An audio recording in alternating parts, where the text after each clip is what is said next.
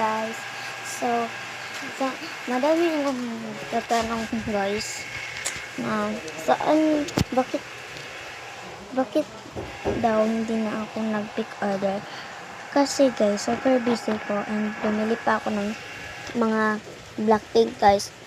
And bago na yung table. Maliit talaga siya guys na table. Yung mga gamit ko hindi talaga kasya. Pero i-tour ko kayo. So kumakain nga ako ng ice cream. Ayan.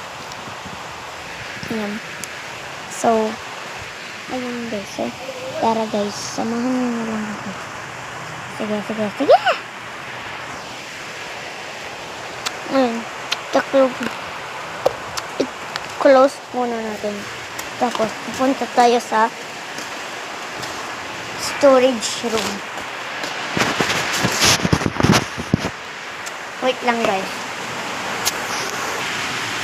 So, dito na tayo guys. So, wait lang. So, super kalat na pala dito guys. So, ito yung chair ko guys. Ayan. So, nandito yung mga ano ko dito.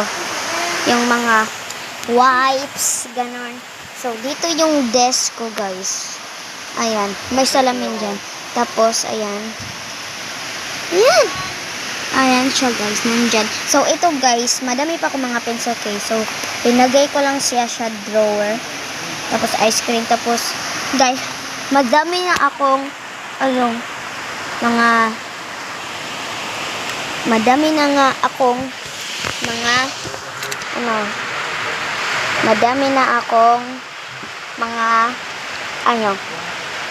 manabi ng money. Manami ng akong yan, madami na. So, ilagay ko lang dito yung 100 ko guys.